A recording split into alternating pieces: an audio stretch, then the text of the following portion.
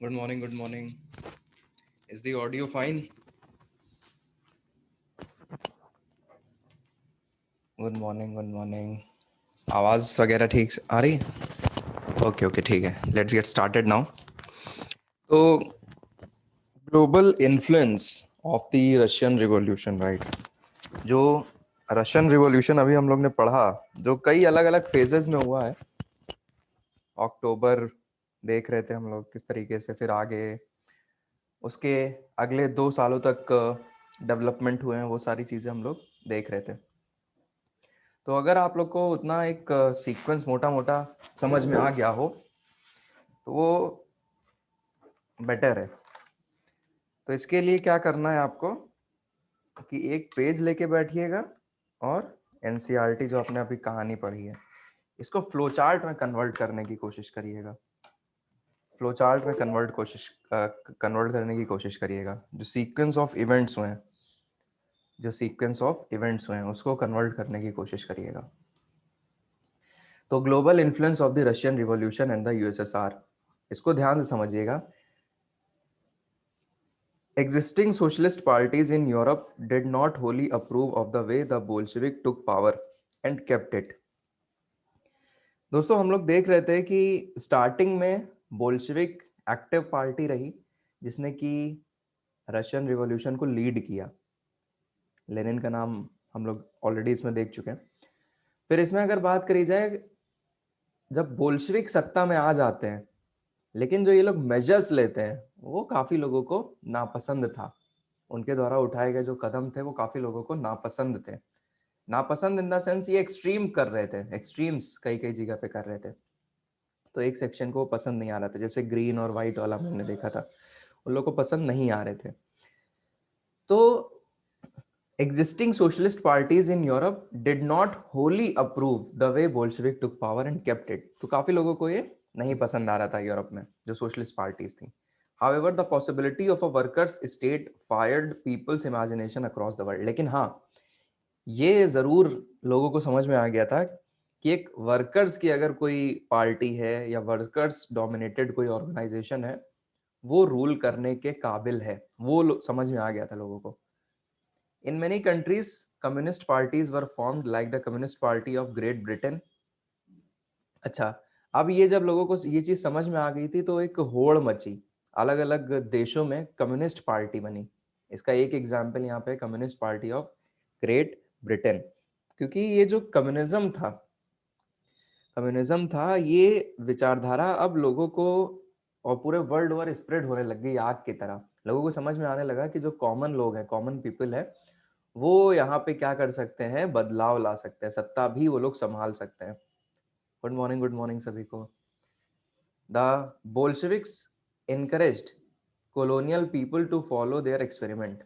Bolshevik लोगों ने बोला, जो उस समय ब्रिटेन के या किसी भी कॉलोनियल पावर के अंडर में थे, कि जो हमने किया है वो आप लोग भी करो, हमने जो किया है वो आप लोग भी करो। इन द सेंस कि जो वर्कर और पीजेंट्स हैं उनको मिला के एक विद्रोह कर दो सरकार के खिलाफ।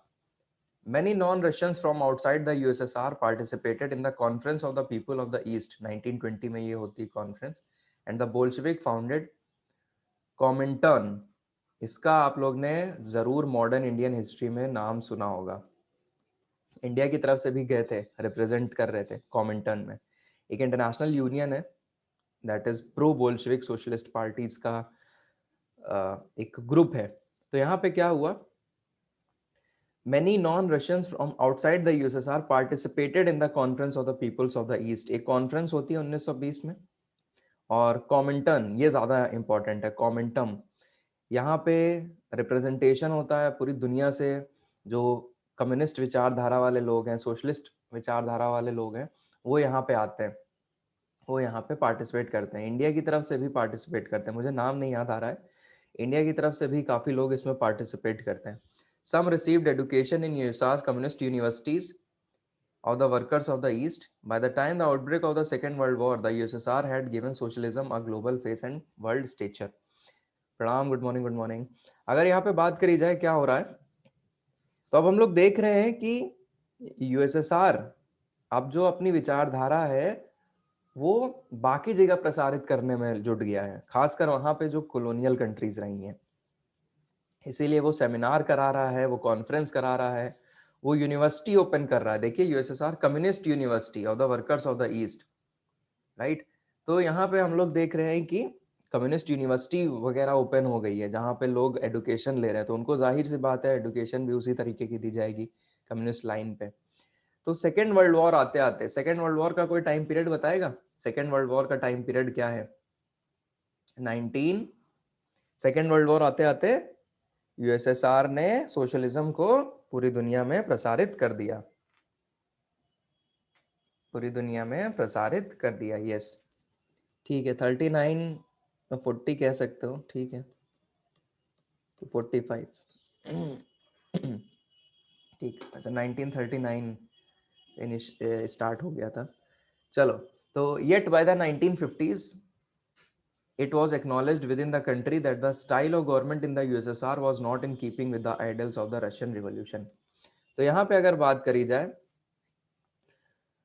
यहाँ पे अगर बात करी जाए बुक क्लास नाइन्थ, यहाँ पे अगर बात करी जाए 1950s आते आते it was acknowledged within the country that the style of government in the USSR was not in keeping with the ideals of Russian Revolution।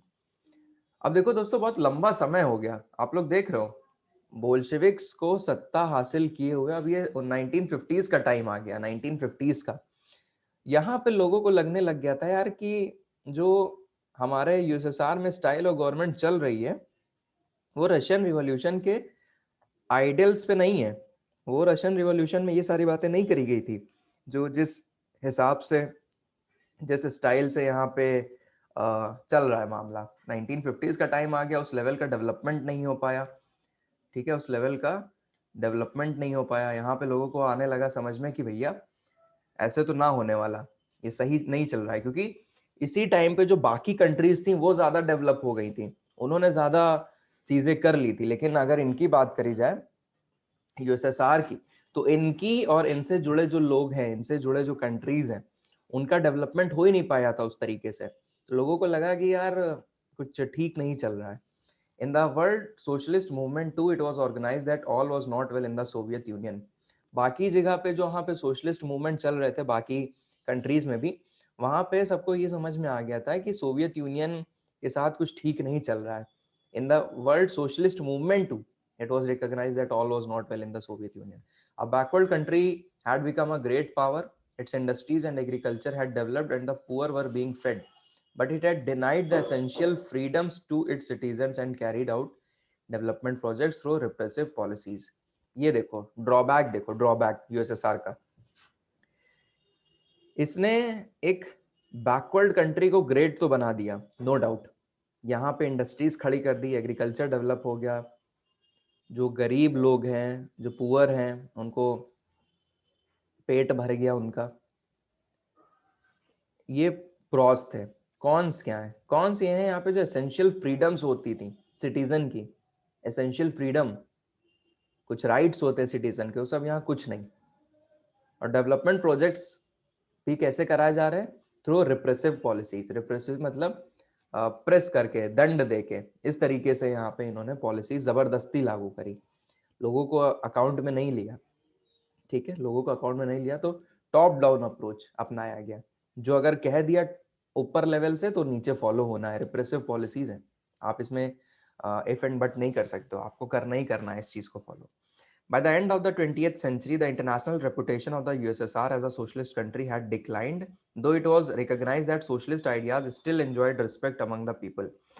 तो देखो सीन ये है कि जो यूएसएसआर का एक ख्वाब था, जो यूएसएसआर के बारे में लोग सोचते थे, पॉपुलैरिटी जो थी बीइंग अ सोशलिस्ट कंट्री, वो डिक्लाइन होने लग गई। लेकिन एज अ कॉन्सेप्ट जो सोशलिज्म था, सोशलिस्ट आइडियाज जो थे, वो डिक्लाइन नहीं हुए। समझ रहे हो आप लोग? दोनों में डिफरेंस है। सोशलिस्ट आइडियाज अभी भी लोग उसकी रिस्पेक्ट करते थे, लेकिन the way USSR was running at that time, it was not in accordance with the socialist ideas। इसलिए उसकी जो पॉपुलैरिटी थी वो कम होने लग गई। वो लोग नहीं चाह रहे थे कि ये जो फॉर्म ऑफ गवर्नमेंट है यूएसएसआर में, ये एग्जिस्ट करे। But in each country the ideas of socialism was rethought in a variety of different ways. याद आ रहा है स्वराज वाला कॉन्सेप्ट, स्वराज वाला, वैसे ही ये भी है सोशलिज्म। हर कंट्री सोशलिज्म के आइडियाज को अपने तरीके से इंटरप्रेट कर रही है ना, वेरी डिफरेंट वे, अपने तरीके से इंटरप्रेट कर रहे हैं। इसको देख लेते हैं, writing about the Russian revolution in India, इसको देखना बनता है। Among those the Russian Revolution inspired were many Indians. Several attended the Communist University. ये देखो, जो कम्युनिस्ट यूनिवर्सिटी यूएसएसआर में ओपन हुई थी, राइट, तो यहाँ पे काफी इंडियंस ने एजुकेशन हासिल करी थी। ठीक है,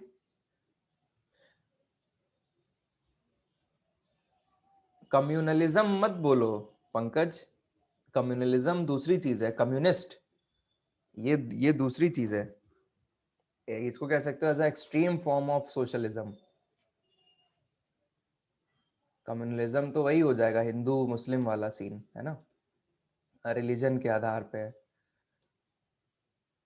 तो हाँ, तो हम क्या कह रहे थे कि Russian revolution inspired many Indians, इनमें से काफी लोगों ने कम्युनिस्ट यूनिवर्सिटी अटेंड करी बाय द मिड 1920s। याद करियो 1920 में सेशन हुआ था वहां पे। अब क्यों जाना चाहते थे, क्या जाना चाहते थे, अब हम ये कैसे बता दें।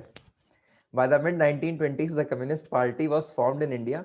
एक्चुअली देखने के लिए कि कैसे यहाँ सिस्टम वर्क कर रहा है, माइंड में उनके जो भी रहा हो, क्योंकि अपना 5 ईयर प्लान वहीं से तो इंस्पायर्ड था।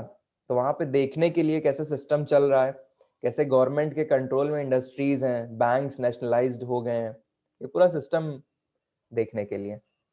सो हम क्या कह रहे थे, mid 1920s the communist party was formed in India. अब ये देखो, ये वही टाइम पीरियड है जब वहां पे कॉन्फ्रेंस हो रही है और इंडिया में कम्युनिस्ट पार्टी बनाई गई। Its member kept in touch with the Soviet communist party. इसके जो मेंबर्स थे communist party of India, CPI, आज भी सीपीआई एक्टिव है, पता है, आज भी सीपीआई एक्टिव है। डिबेट्स वगैरह अगर आप लोग देखते हो तो सीपीआई का मेंबर जरूर रहता है, सीपीआई का एक मेंबर जरूर रहता है। जब डिबेट्स होती हैं उसमें जानबूझ के उनको बुलाया जाता है। उस टाइम पे there members kept in touch with the Soviet communist party. Important Indian political and cultural figures took an interest in the Soviet experiment and visited Russia. Yes, important Indian political and cultural figures took an interest in the Soviet experiment. जो Soviet union में experiment हुआ socialism का, इसमें काफी लोग interest रखते थे, इसीलिए विजिट किया इन्होंने रशिया। सब जो है सिस्टम देखने के लिए, स्टडी करने के लिए। Among them was Jawaharlal Nehru, Rabindranath Tagore, who wrote about Soviet socialism. देखो, कई चीजें होती हैं जो एज अ कॉन्सेप्ट अच्छी होती हैं, एज अ कॉन्सेप्ट अच्छी होती हैं, लेकिन अगर अगर हम लोग उसको इम्प्लीमेंट, अब वही है ना, वो कैसे आपने समझा है, और उसको अगर आप, हाँ, farm laws, yes, very good, तो उसका इम्प्लीमेंटेशन अगर थोड़ा इधर उधर हो गया, या अपने अकॉर्डिंग जो आप उस चीज को समझ रहे हो वैसे नहीं हुआ, या आप गलत समझ रहे हो, तो फिर दिक्कत है। इन थ्योरी कुछ चीजें अच्छी होती हैं, वैसे ही सोशलिज्म का कॉन्सेप्ट है, लेकिन यूएसएसआर ने जो सोशलिज्म का रास्ता आगे जाके अपना लिया, जो कि लोगों की अपेक्षा नहीं थी, तो फिर दिक्कत हो गई। तो as a concept socialism was good, that is why some Indian political figures visited Russia to study the Soviet experiment. हाँ, in India writings gave impression of Soviet Russia. In India the writings gave impression of Soviet Russia. इनकी जो अब ये लोग किताब लिखेंगे Indians, वहाँ के सिस्टम पे किताबें लिखेंगे, लोगों में जागरूकता आएगी। In Hindi, R.S. Avasthi wrote in 1920-21 Russian Revolution, Lenin, his life and his thoughts, and later the Red Revolution. S.D. Vidyankar wrote the rebirth of Russia and the Soviet state of Russia. There were much that was written in Bengali, Marathi, so on and so forth. ठीक है, किताब जिनके पास है ये mark कर लीजिएगा, prelims में book का नेम और ऑथर पूछ लेता है, तो उसके लिए आपका ये कंटेंट है। ठीक है, किसने क्या कौन सी किताब लिखी है।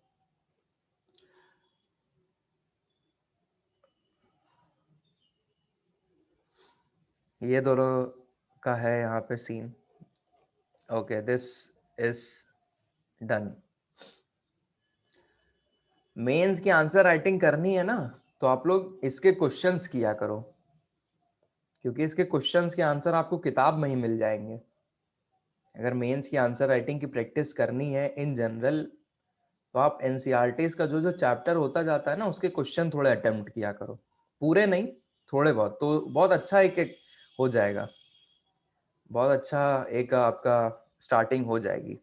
तो काफी अच्छा है। देखो, राइट अ फ्यू लाइंस, जो जो भी आप बारे में जानते हो, कूल कास क्या है, डूमा क्या है, विमेन वर्कर्स ने कैसे क्या किया participate, liberals, Stalin's collectivisation programme, ये इंपॉर्टेंट है, स्टालिन्स कलेक्टिवाइजेशन प्रोग्राम।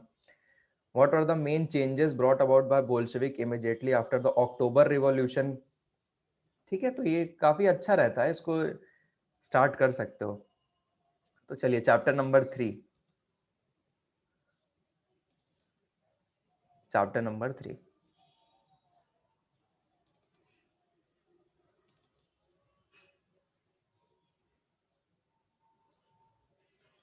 9 बजे उठने में किसी को दिक्कत नहीं है? 9 बजे सब उठ जा रहे हैं।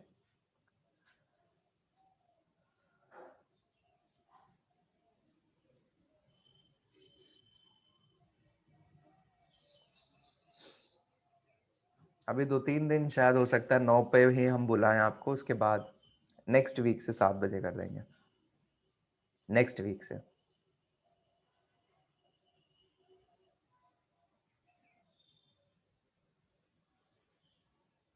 कर देंगे नेक्स्ट वीक से कर देंगे। अभी उस समय कुछ और हो रहा है वहाँ। चलो, अब दोस्तों हमने रशियन रिवॉल्यूशन पढ़ लिया, अक्टूबर रिवॉल्यूशन, अच्छा सबसे पहले हम लोग ने फ्रेंच रिवॉल्यूशन देख लिया, रशियन रिवॉल्यूशन देख लिया। अब अपना शुरू होने जा रहा है नासिज्म। तो आप लोग इस चैप्टर को इंपॉर्टेंट मानते हो कि नहीं? इंपॉर्टेंट मानते हो? चैप्टर स्टार्ट करने से पहले उसका फील ले लो, फील इन द सेंस कि ये चीज हमारे लिए इंपॉर्टेंट है कि नहीं, क्योंकि जब फील ले लोगे ना, तब ज्यादा बेटर रहता है, ज्यादा बेटर रहता है। तो यस यस, बहुत बढ़िया। तो इंटरनलाइज करना चीजों को ज्यादा इंपॉर्टेंट है। अब पढ़िए, अब एक फील आएगा। तो Nazism and the rise of Hitler. कौन कौन है जो हिटलर को एज अ हीरो मानते हैं?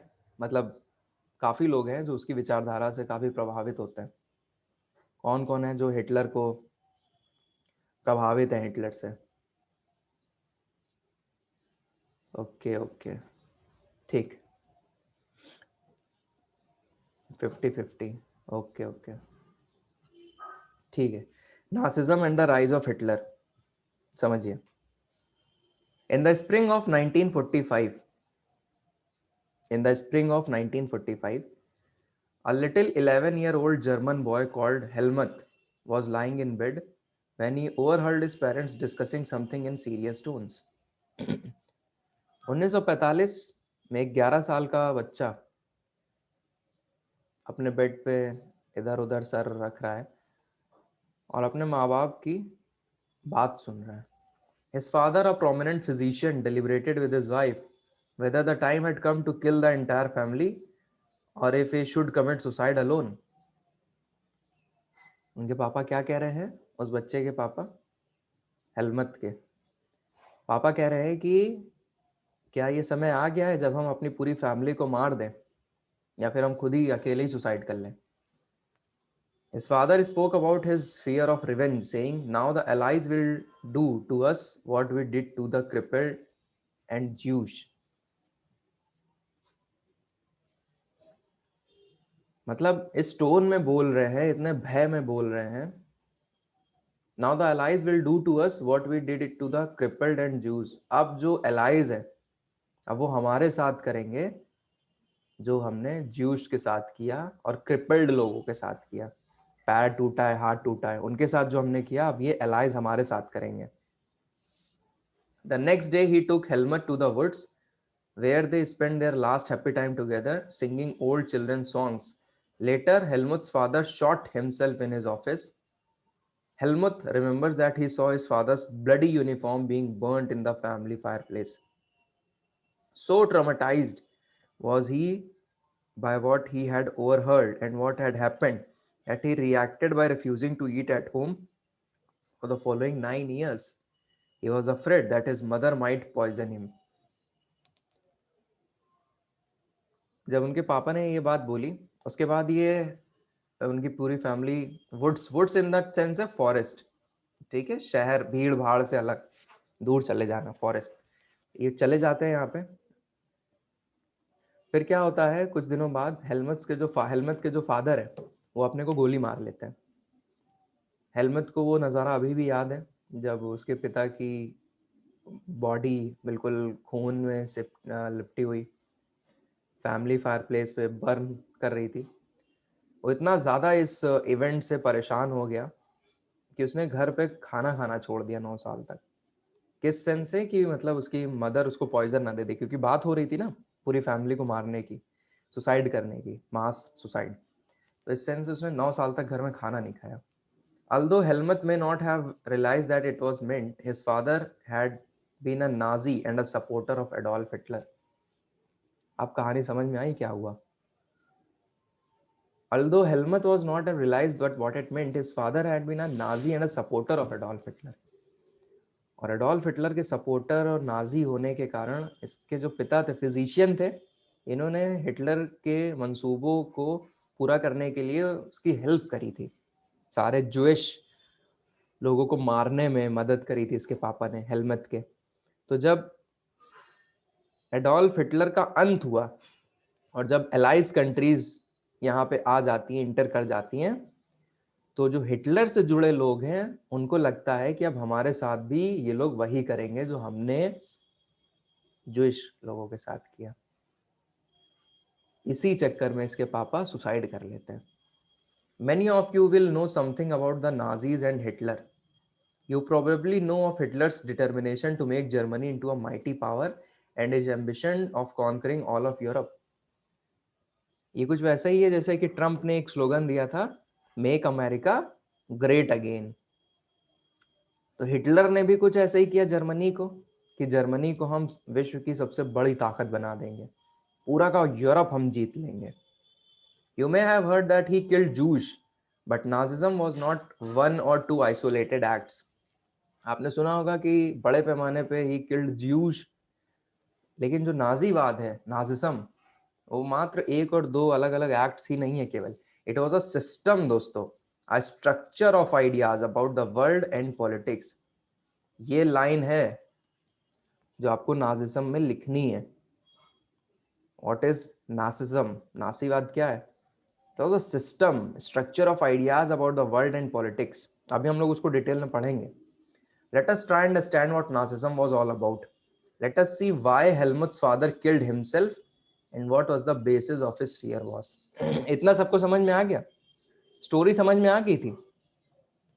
स्टोरी समझ में आ गई थी, कहानी समझ में आ गई। तो आप लोग एक चीज देख रहे हो, आर्ट, एनसीईआरटी की। Thank you. आर्ट देख रहे हो, स्टार्टिंग कैसे करी इन्होंने स्टोरी फॉर्म में, कितना इंटरेस्टिंग बना दिया, कितना इंटरेस्टिंग बना दिया। यही आपको एसे में करना है, आंसर राइटिंग में तो नहीं पॉसिबल है, एसे में करना है। सफिशिएंट टाइम मिलता है, आराम से बैठ के कुछ सोच सकते हो। It is one of the ways to start और इंट्रोड्यूस्ड अ कॉन्सेप्ट। नाजीवाद पूरा नहीं समझाया, बस एक कहानी उसकी बताई और फिर आपको ले गए। इस पे एक किताब है, हम उसको आपके साथ शेयर करेंगे, हिंदी और इंग्लिश दोनों में आती है। एक ज्यूस था, ज्यू, वो भी डॉक्टर था, बहुत भयंकर डॉक्टर था वो एक कंसंट्रेशन कैंप में बंद होता है। वो वहां पे कैसे सरवाइव करता है उसकी स्टोरी है। पतली सी किताब है, हम आपके साथ शेयर करेंगे वो। मुझे नाम ध्यान नहीं आ रहा है, बर्ड बनी हुई है उसके कवर पेज पे, बहुत अच्छी है वो। तो काफी लोग जीवन में हार मान जाते हैं। काफ़ी लोग हार मान जाते हैं। उन वो किताब ज़रूर पढ़िएगा, वो किताब ज़रूर पढ़िएगा।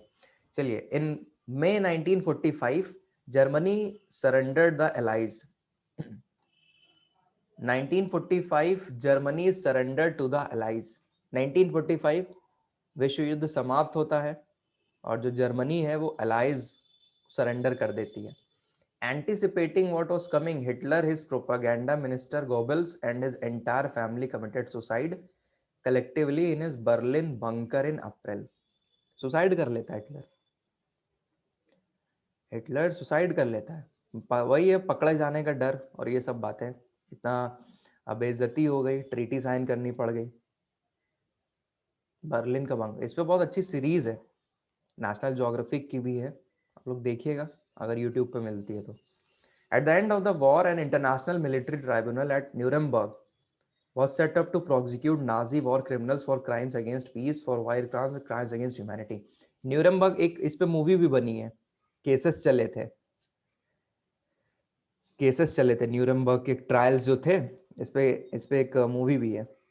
तो at the end of the war के बाद दोस्तों एक इंटरनेशनल मिलिट्री ट्राइब्यूनल बनती है, कोर्ट कचहरी वाला मामला सेटअप होता है न्यूरमबर्ग में, जहाँ पे इनके खिलाफ केस चलाए जाते हैं। एक एक इंसान को बुलाया जाता है वहां पे, उसके विचार लिए जाते हैं कि इन लोग के दिमाग में चल क्या रहा था जो इतना प्रभावित हो गए थे हिटलर से। ये लोग कैसे ऐसे प्रभावित हो गए कि बच्चे तक को और अपंग लोग को और ज्यूश, मतलब उन लोग की कोई वो भी नहीं है, कभी कोई उनकी कॉन्स्पिरेसी भी नहीं रही और आप उनको मार रहे हो। ये विचारधारा मतलब इतनी स्ट्रांग कैसे हो गई। तो जब ये ट्रायल्स चलते हैं, इनको बोलते हैं न्यूरमबर्ग ट्रायल्स, जब ये चलते हैं तो जज के सामने एक एक करके इन लोग को बुलाया जाता है। इन लोग की बात प्रॉपर रिकॉर्डेड है ये सब, कि मतलब दिमाग में तुम लोग के चल क्या रहा था जो तुम लोग ने ऐसे कर दिया। खुद सोचो आप लोग, एक बार आप लोग खुद सोचो कि कितना गट्स चाहिए, कितना ज्यादा कोई स्ट्रॉन्ग मोटिवेशन चाहिए इतने लोगों को मारने के लिए, और वो भी फर्जी में, इतने लोगों को मारने के लिए। तो यही होता है। तो सेटअप, तो न्यूरमबर्ग के ट्रायल्स मैंने बता दिए, नाजी वॉर क्रिमिनल्स जो थे उन पे चार्जेस वगैरह लगे थे और ये सब हुआ trials. Germany conduct during the war specially those actions which came to be called the crimes against humanity raised serious moral and ethical question and invited worldwide condemnation. What were these acts?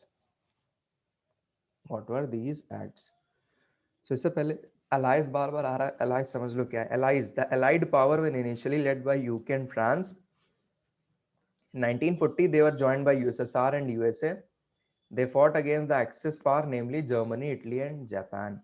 तो इनको access power कहते हैं और जो ऊपर की countries हैं वो अलाइड पावर।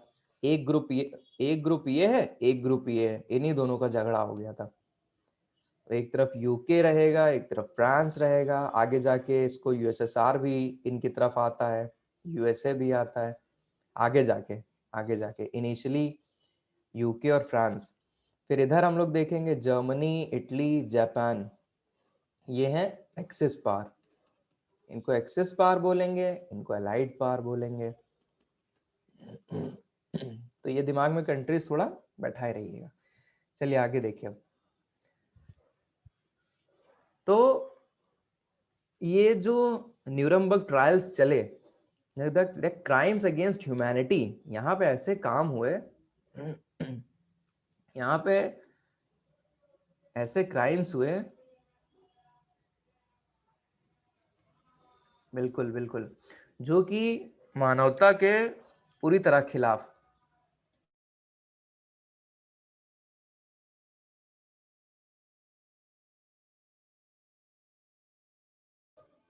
तो इसमें क्या क्या एक्ट है, क्या क्या काम हुए, उसको समझते हैं। Under the shadow of the Second World War, Germany had waged a genocidal war which resulted in the mass murder of selected groups of innocent civilians of Europe. Second world war की shadow में, उसकी पनाह में Germany ने mass killing करी, mass murder किया। The number of people killed included 60 lakh Jewish, 2 lakh gypsies, 10 lakh Polish civilians, 70,000 Germans who were considered mentally and physically disabled, besides innumerable political opponents. देख रहे हो, देख रहे हो कितने लोगों को मारा गया, कितने ज्यादा लोगों को मारा गया जर्मनी में. Nazis devised an unprecedented means of killing people, that is by gassing them in various killing centers like Auschwitz. वो जो हम किताब आपको बता रहे हैं, तो वो जो डॉक्टर है वो ऑशविट्स के कंसंट्रेशन कैंप से ही छूट के आता है, कैसे सरवाइव करता है, उसी ने किताब लिखी है, उसी ने किताब लिखी है. कैसे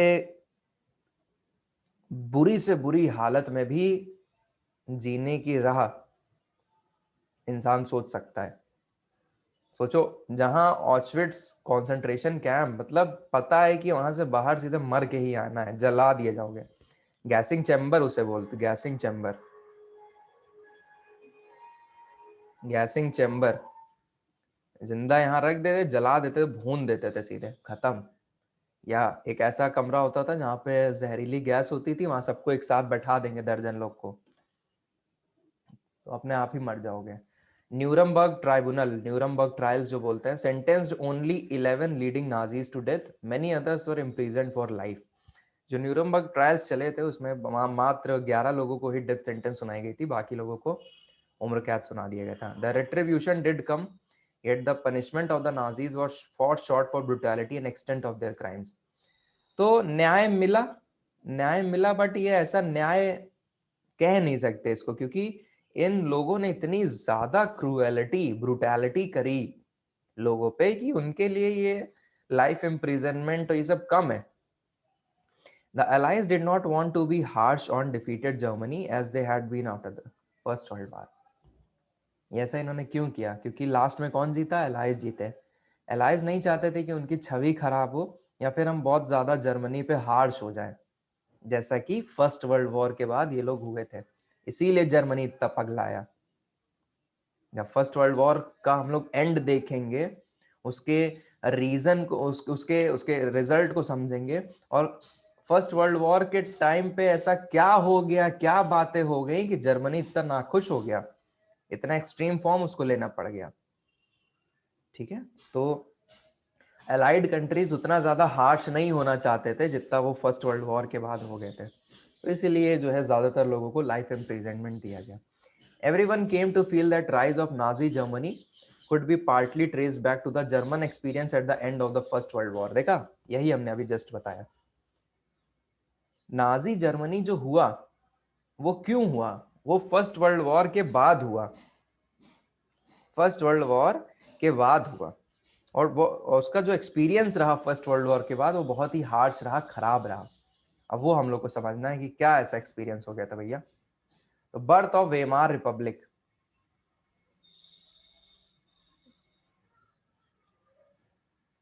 बिल्कुल पंकज, बिल्कुल. उयूर मुस्लिम्स के साथ, उयूर मुस्लिम्स के साथ, रोहिंग्यास के साथ, रोहिंग्यास के साथ, तमिलियंस के साथ, तमिलियंस के साथ श्रीलंका में काफी जगह पे ये सब चीजें हैं जो मेंशन कराई जा सकती है. ठीक है. नहीं नहीं नहीं, इंडिया कभी ऐसा नहीं करता है. इंडिया का क्या केस लिखा जाए, इंडिया ऐसा नहीं करता है. इंडिया सच, ये वो अपराइजिंग्स हैं जो वर्ल्ड ओवर फेमस है. तो अब देखते हैं birth of Weimar Republic. Birth of Weimar Republic. अरे एनआरसी में किसी को मारे ठोके थोड़े ना डाल लें, है ना, किसी की जान थोड़ी ना चली जा रही है.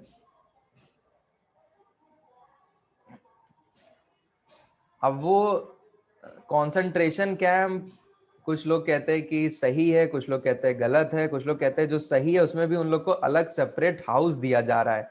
वो कंसंट्रेशन कैंप नहीं है जो गैसिंग चैम्बर और जला दिया जाएगा.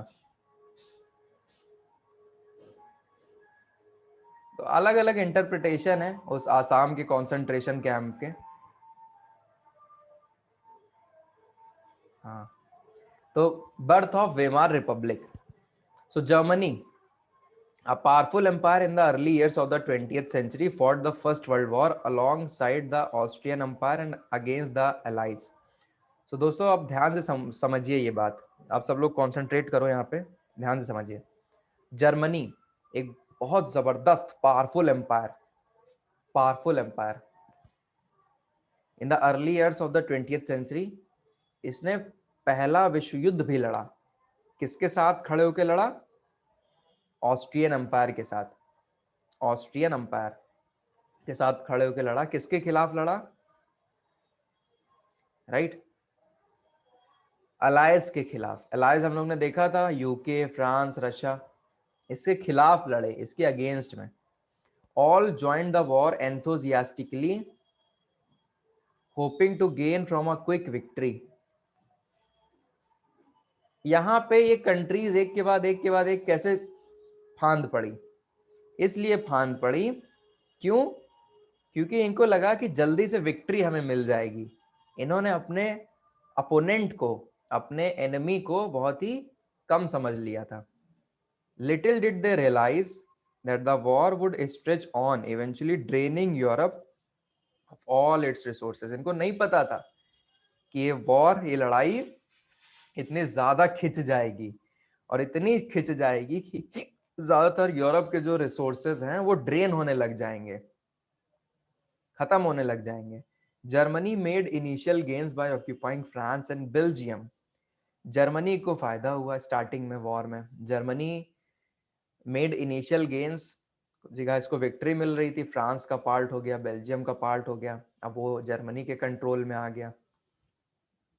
However, the Allies strengthened by the US entry in 1917 won defeating Germany and the Central Powers in November 1918। दोस्तों एक बात बताते हैं, वॉर शुरू हुआ 1914 में, 1917 तक कौन बढ़त हासिल किए था आपको पता है? जर्मनी।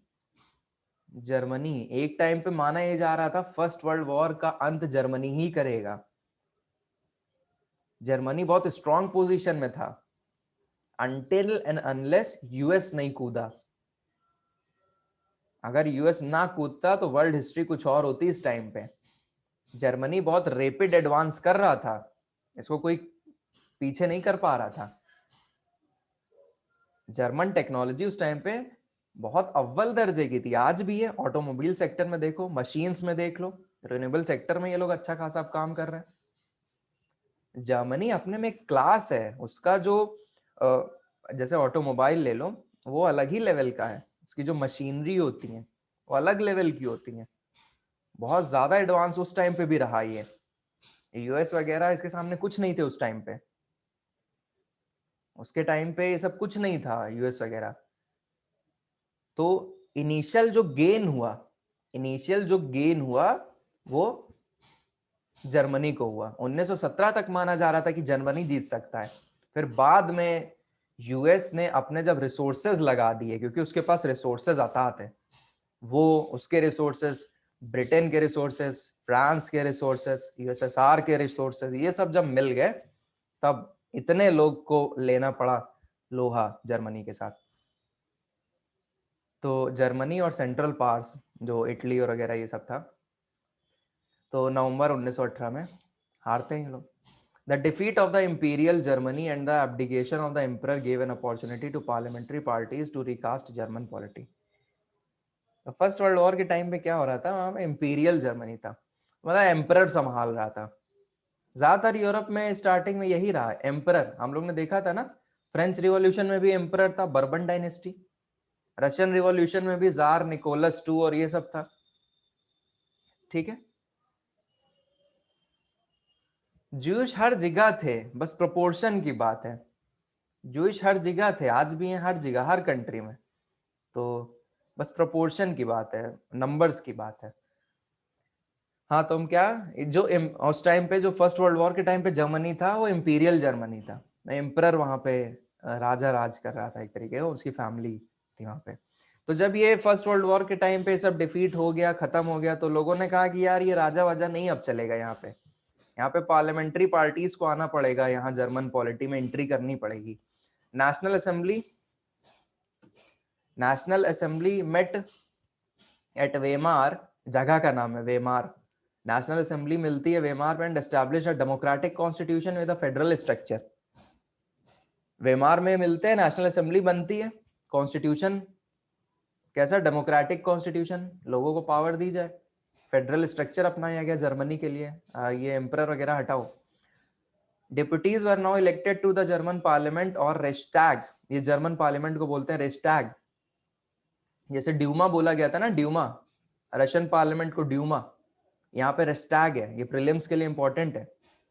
तो डिप्यूटीज सेलेक्ट किए जा रहे थे on the basis of equal and universal votes cast by all adults including women. ये अच्छा था, महिलाओं को भी वोट एक साथ दे दी, पावर दे दी गई थी, universal adult suffrage. This republic, however, was not received well by its own people, largely because of the terms it was forced to accept after Germany's defeat at the end of the First World War. ये ये जो head of the government था, जो लोगों द्वारा चुना जा रहा था, ये जो सिस्टम पूरा बैठाया था राजा राजशाही के बाद, ये जो डेमोक्रेटिक स्ट्रक्चर एक अपनाया गया था, ये लोगों को पसंद नहीं आ रहा था। ये लोगों को पसंद नहीं आ रहा था। क्यों नहीं पसंद आ रहा था? क्योंकि इसके स्थापना के पीछे किनका हाथ था? अलाइड पावर्स का। और दूसरी चीज, अलाइड पावर्स ही इसके माध्यम से डिक्टेट कर रही थी यहाँ पे चीजें, यहाँ पे कि कैसा जर्मनी में सिस्टम होना चाहिए। और फर्स्ट वर्ल्ड वॉर के बाद जो ऐसी ट्रीटी भी साइन करी गई ना जर्मनी के साथ, वो बहुत ही हार्श थी, बहुत ही कठोर थी। जर्मनी को अपनी मिलिट्री रिड्यूस कर देनी है, अभी सब आगे आएगा। जर्मनी को इतना ज्यादा फाइनेंशियल वो नहीं करना है, मिलिट्री रिड्यूस करनी, नंबर, साथ ही साथ मशीन वो भी रिड्यूस करनी है, और भी काफी चीजें हैं जो किसी कोई भी कंट्री एक्सेप्ट नहीं करना चाहेगा। तो the peace treaty at Versailles with the allies was a harsh and humiliating peace. ये आपके मेंस में पूछता है, ट्रीटी ऑफ वर्सलीज, ये मेंस में डायरेक्ट सवाल आता है। ट्रीटी ऑफ वर्सलीज बताइए, और कैसे उससे सेकेंड वर्ल्ड वॉर स्टार्ट हुआ, उसको कनेक्ट करिए। हाँ, यूपीएससी और हम पीसीएस की भी बात कर रहे हैं। पीसीएस में ट्रीटी ऑफ वर्सलीज इंपॉर्टेंट है। तो क्या ऐसा ट्रीटी ऑफ वर्सलीज में ऐसा क्या हो गया कि सेकेंड वर्ल्ड वॉर आने की नौबत आ गई? क्या ऐसा हो गया? Treaty of Versailles with the allies was a very harsh and humiliating peace treaty. Germany lost its over. अब देखो ये आ गया, सुनो, अब ध्यान से सुनना, ये पैरा बहुत इंपॉर्टेंट है, सुनना सब लोग ध्यान से। Germany lost its overseas colonies, a tenth of its population, 13% of its territories, 75% of its iron, 26% of its coal to France, Poland, Denmark, Lithuania. इतना लॉस हुआ जर्मनी का इस पीस ट्रीटी से, इसको ये सब छोड़ना पड़ गया। Allied powers demilitarized Germany to weaken its power, demilitarization of Germany। ये ट्रीटी ऑफ वर्सलीज का एक क्लॉज है, demilitarization of Germany। The war guilt clause held Germany responsible for the war and damages the allied countries suffered। पैसा दो पैसा, हमारा इतना नुकसान हुआ है। अलाइड पावर्स ने कहा हमारा इतना नुकसान हुआ है, हमें 1000 करोड़ लाओ, जर्मनी को देना है। इसको बोलते हैं war guilt clause. Germany was forced to pay compensation amounting to 6 billion pound. 6 billion pound compensation दीजिए हमें, compensation. The Allied armies also occupied the resource-rich Rhineland for much about the 1920s। Rhineland region को Allied armies ने अपने कब्जे में ले लिया 1920s, अच्छा खासा टाइम पीरियड। और ये राइनलैंड दोस्तों रिसोर्स रिच रीजन, कोल, आयरन, अतः, ये किसने कब्जे में ले लिया अपने? ये ले लिया कब्जे में अलाइड पावर्स ने। Many Germans held the new Weimar Republic responsible for not only the defeat in the war but the disgrace as Versailles। वर्सलीज का जो ये पीस ट्रीटी साइन हुई है, जर्मन्स की जनता को लगा कि यार ये सही नहीं है, और ये वेमार रिपब्लिक क्या बना पड़ा है, ये समय है इनसे बदला लेने का। तुम यहाँ डेमोक्रेटिक सिस्टम बैठा के बैठे हो, ये तुम डेमोक्रेटिक सिस्टम बैठा के बैठे हो, भाई जर्मन्स, उनकी एक प्राइड रही है, उनकी एक शान रही है, और इतनी ह्यूमिलिएटिंग ट्रीटी, और भी वर्सलियस में बुला के इनको, इन लोगों को, इनके रिप्रेजेंटेटिव्स को बुलाया गया था। आई थिंक वर्सलियस कहाँ आता है, देख लेना इसको, फ्रांस में आता है कि कहाँ आता है, एक बार ये लोकेशन देख लेना। फ्रांस में आता है ना, हाँ फ्रांस में। इन लोगों को फ्रांस बुलाया गया। दोस्तों जर्मनी और फ्रांस कभी एक दूसरे के आंख में आंख डाल के नहीं देखते, इतने भयंकर दुश्मन। वर्ल्ड हिस्ट्री जब थोड़ा गहन में देखोगे तो फ्रांस और जर्मनी एक दूसरे की आंखों में आंखें ना मिलाएं, इतनी भयंकर लड़ाई, इतनी भयंकर लड़ाई। और तुम जर्मन के रिप्रेजेंटेटिव को फ्रांस में बुला रहे हो, ये ट्रीटी साइन करवा। देखो ये भी एक तरीका है, अपने दुश्मन को तुम्हें नीचा दिखाना है तो उसको अपने एरिया में बुलाओ, अपने एरिया में बुलाओ। तो इन लोग ने, एलाइड पावर्स ने जानबूझ के किया है। बल्कि बात ये हो रही थी कि न्यूट्रल जगह पे साइन करी जाए। ज्यादातर जो ट्रीटीज मानी जाती है वो न्यूट्रल जगह पे साइन होती हैं। इसी सब लोग समझ रहे हो हम क्या कहना चाह रहे हैं, कैसे साइकोलॉजिकली, कैसे मेंटली एक एक वॉर जीता जाता है। मतलब तुम जीत लिए वो तो अलग बात है, लेकिन अब तुम ह्यूमिलिएट कर रहे हो। ये वॉर, ये एथिकल वॉर का एग्जाम्पल नहीं है। तो इन लोगों ने जानबूझ के फ्रांस में बुलाया जर्मन्स को। जर्मन्स गए तो यहाँ के लोगों को अच्छा लगेगा? इंडिया पाकिस्तान कोई युद्ध हो जाए और फिर इंडियंस के डेलीगेट को पाकिस्तान जाना पड़े, वहां पे ट्रीटी साइन कर रहे हैं अपने देश के उसमें एवज में, पूरे देश को रिप्रेजेंट करा जा रहा है इंडिया के द्वारा वहां पे, और हमारे वहां पीएम जाके साइन करें, तो यहाँ के लोगों को एक गुस्सा नहीं आएगा? गुस्सा नहीं आएगा कि यार ये क्या हो रहा है, और तुम यहाँ पे आके पार्लियामेंट और इलेक्शन करा रहे हो और ये हो रहा है। तो जर्मन्स में बहुत ज्यादा गुस्सा था। एक बार फिर से ये पैरा समझ लो, इसमें मैंने 4-5 पॉइंट्स बना दिए हैं आपके लिए, 4-5 पॉइंट्स बना दिए हैं। ट्रीटी ऑफ वर्सलीज कैसे सेकेंड वर्ल्ड वॉर की तरफ एक दरवाजा नॉक कर रहा है, तो बहुत ध्यान से समझिएगा।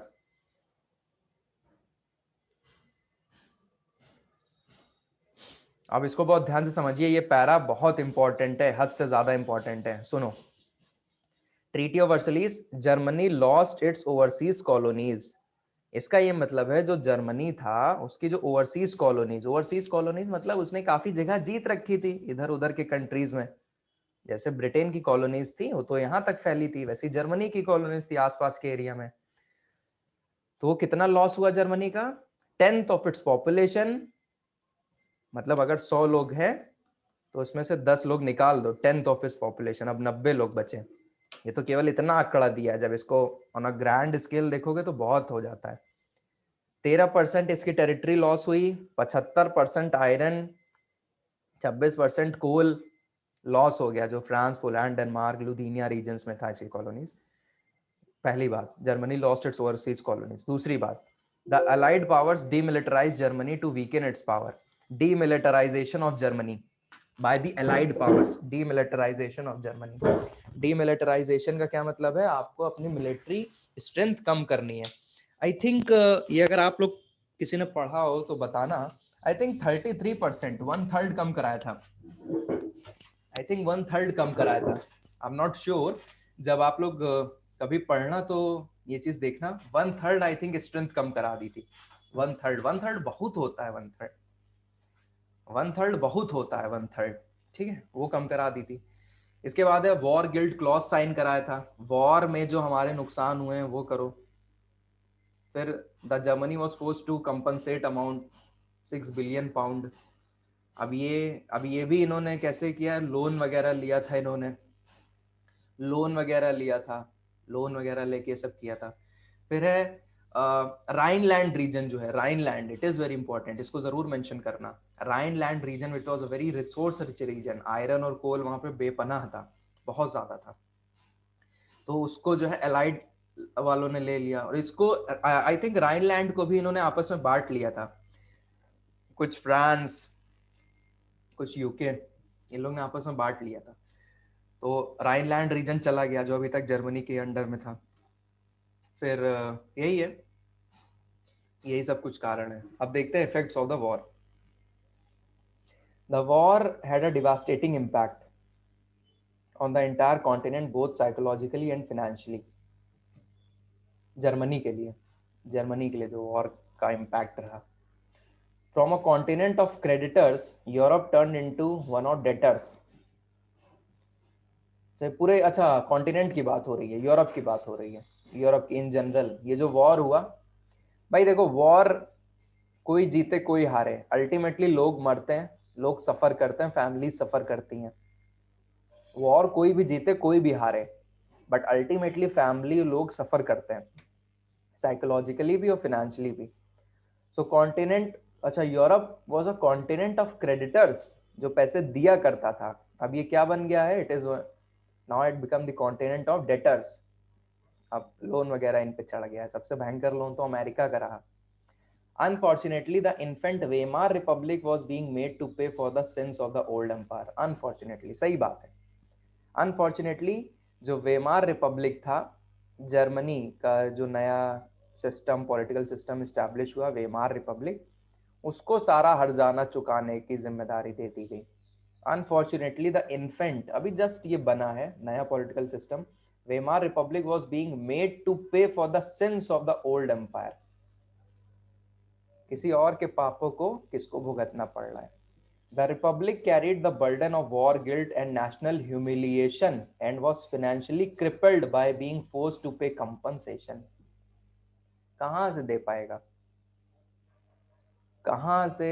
अच्छा, इस पे ये भी सवाल है कि आपको लगता है कि क्या सेकेंड वर्ल्ड वॉर को रोका जा सकता था? बताओ आप लोग को क्या लगता है। काफी सवाल ऐसे पूछा जाता है इन जनरल। आपको लगता है सेकेंड वर्ल्ड वॉर रोका जा सकता था? ये बहुत अच्छा एक बात है, बहुत अच्छी बात है ये। इस चीज को आप लोग जरूर अप्रिशिएट करिएगा, सोचिएगा इसके बारे में। क्या सेकेंड वर्ल्ड वॉर को रोका जा सकता था? यस, बिल्कुल रोका जा सकता था, बिल्कुल रोका जा सकता था। तो national humiliation, burden of war guilt, Germany was financially crippled.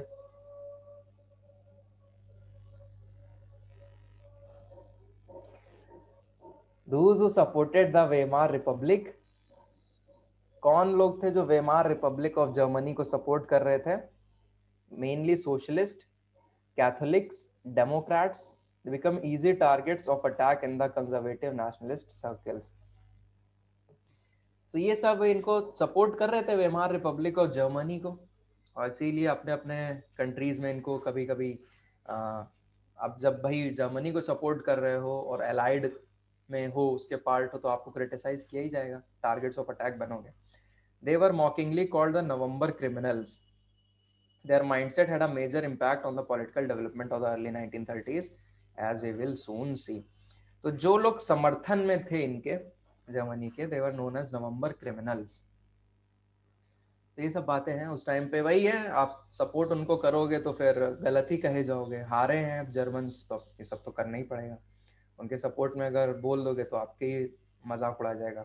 The First World War left a deep imprint on the European society and polity. First World War left a deep imprint on European society and polity. बहुत गहरी छाप छोड़ी first world war ने। Soldiers came to be placed above civilians. Soldiers came to be placed above civilians. Civilians के ऊपर soldiers को देखा जाने लगा. Politicians and publicists laid great stress on the need for men to be aggressive, strong and masculine. अब जो politicians थे और जो पब्लिसिस्ट थे, पब्लिसिस्ट मतलब चाहे न्यूज़पेपर के हों, चाहे मैगजीन वगैरह के हों, बुक्स के हों, वो यहाँ पे देखते थे कि कहते थे यहाँ के जो मेन हैं उनको एग्रेसिव होना पड़ेगा, स्ट्रांग होना पड़ेगा और मस्कुलिन होना पड़ेगा। The media glorified trench life. Media भी ट्रेंच लाइफ को ग्लोरीफाई कर रही थी। ट्रेंच लाइफ मतलब समझते हो, ऐसे ट्रेंचेस में रहते थे ना वो लोग। जब युद्ध करो तो आपको ट्रेंच में रहना पड़ेगा, ऐसे गड्ढे में, ऐसे गड्ढे में रहना पड़ेगा। यहाँ पे होता है ना, ये ट्रेंच लाइफ है। इसको मीडिया ने ग्लोरीफाई किया। अगर आप लोग उस टाइम की डॉक्यूमेंट्रीज भी देखोगे तो ये पार्ट बहुत दिखाया जाता है। वर्ल्ड वॉर की डॉक्यूमेंट्रीज देखोगे ना तो ये चीज ज्यादा दिखाते हैं। वहां गड्ढे में रुक के रह रहे हैं, चाय पी रहे हैं, पानी पी रहे हैं, बैराक टाइप का बना हुआ है, फिर वहीं पे युद्ध हो रहा है, इसको ग्लोरीफाई करके दिखाया जाता है। The truth however was that the soldiers lived miserable lives in these trenches, trapped with rats feeding on corpses. ये अगर आपको अच्छे से देखना है तो इंडियन नेशनल आर्मी वाली जो नहीं थी सीरीज, इंडियन नेशनल आर्मी वाली सीरीज अमेजन पे थी, उसमें दिखाया गया है। तो ये हम लोग को लग रहा है ग्लोरीफाई इतना कर रहा है मीडिया की ये ट्रेंच लाइफ, अरे क्या मतलब देशभक्ति की और ये वो। इन इन रियलिटी अगर बात करी जाए, सोल्जर्स की लाइफ बहुत ही माइजरेबल थी। सोल्जर्स की लाइफ बहुत ही माइजरेबल थी। दिनों दिनों यहाँ तक ऐसे ही पड़े रहना, कोई मर जाए तो आपको फेंकना भी नहीं, इसी में रखो उसको। उस पे बीमारियां हो रही हैं, रैट्स, इंसेक्ट्स उसी कॉर्प्स पे लग रहा है और उसी को ही आपको साथ में उसी में रहना है, उसी में आपको रहना है। बहुत ही माइजरेबल लाइफ थी। Trapped with fats rats feeding on corpses, they faced poisonous gas and enemy shelling. Gas किसी यहाँ पे फेंक दी गई दुश्मन द्वारा, पॉइजनस बम गोलाबारी आ गया। And witness their ranks reduce rapidly.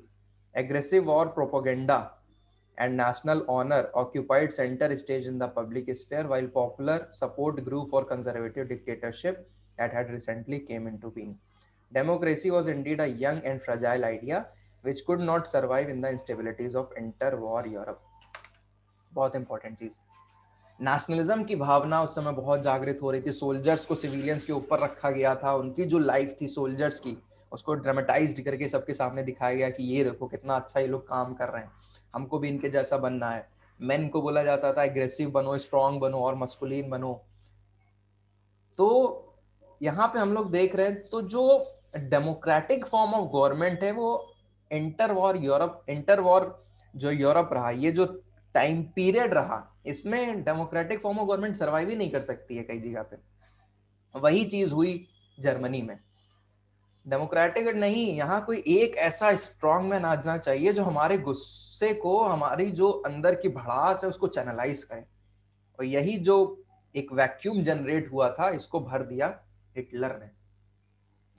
लोगों के प्रति इतना ज्यादा गुस्सा था, आक्रोश था, लेकिन वो समझ नहीं पा रहे तब निकाले कैसे। यहीं पे आ जाता है हिटलर। तो जो ये आक्रोश है उसको चैनलाइज कर देगा, उसकी जो एनर्जी है इतनी ज्यादा लोगों का आक्रोश की, उसको चैनलाइज कर देगा हिटलर। तो इसके आगे हम कल बताएंगे। आई थिंक इतना समझ में आया होगा सबको, ठीक है।